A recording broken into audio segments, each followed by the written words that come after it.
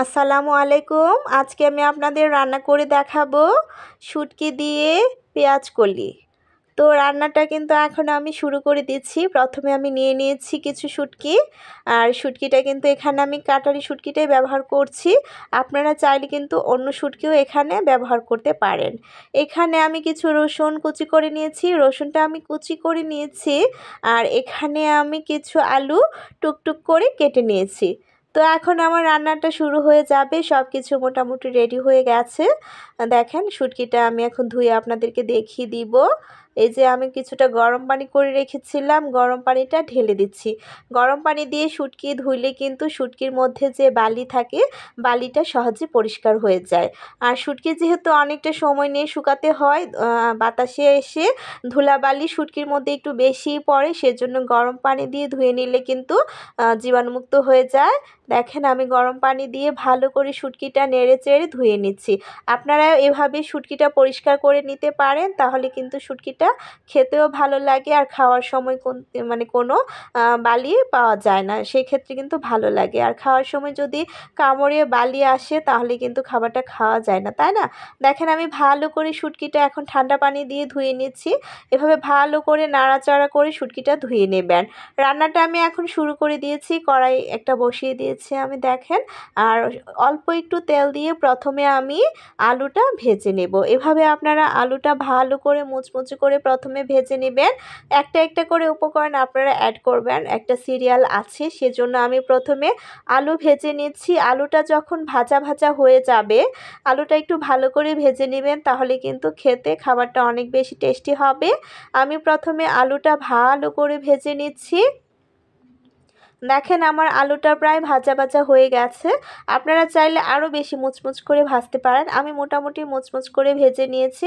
আমার হাতে আজকে আরও অনেক বেশি কাজ ছিল, সেজন্য আমি যতটুকু সম্ভব আলু প্রথমে ভেজে নিয়েছি। আর এখন দেখেন আমি অ্যাড করে দিলাম পেঁয়াজ কলি। এখন তো পেঁয়াজ কলির সিজন, দেখেন কালারটা কত সুন্দর। আমার কাছে স্পেশালি সবুজ কালারটা আরও বেশি ভালো লাগে, তাই হয়তো আমার কাছে বেশি ভালো লাগছে। আপনাদের কার কার কাছে পেঁয়াজ কলি খেতে পছন্দ আমাকে একটু জানাবেন। আর এখন যেহেতু শীতকাল, পেঁয়াজ কলি অ্যাভেলেবেল পাওয়া যাচ্ছে, আপনারা কিন্তু এই রেসিপিটা বানিয়ে খেতেই পারেন, তাই না? যাই হোক, এখানে কিন্তু কথা বলতে বলতে আমার পেঁয়াজ কলিটাও ভাজা ভাজা হয়ে যাচ্ছে। আপনারা কিন্তু একটু সময় নিয়ে ভালো করে ভেজে নেবেন, তাহলে কিন্তু খাবারটা খেতে বেশি টেস্টি হয়। যতটা ভাজা ভাজা করে সময় নিয়ে রান্না করবেন, খাবারটা কিন্তু ততই খেতে ভালো লাগবে। যাই হোক, কথা বলতে বলতে আমার এখানে কিন্তু আলু ভাজা হয়ে গেছে, আর এদিকে পেঁয়াজ কলি ভাজা হয়ে গেছে। তো আমি এখন এখানে অ্যাড করব কি বলেন তো?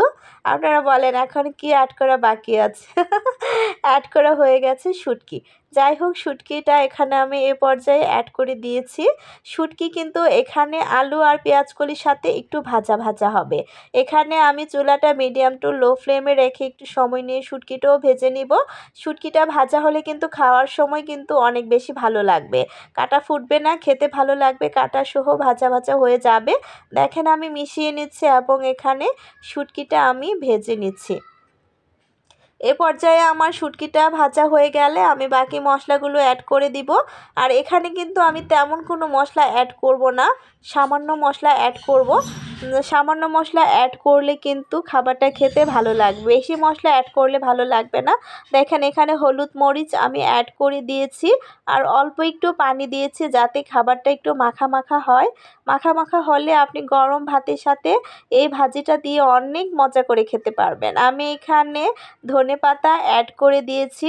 আর আমি একটু অন্যদিকে চলে গিয়েছিলাম, তাই একটু কড়াইতে নিচে থেকে একটু ধরে গেছে। তো আমি ধরাটা উঠাবো না, আমি আস্তে করে নেড়ে চেড়ে তারপর নামিয়ে নিব, যেহেতু খাবারটা হয়ে গেছে।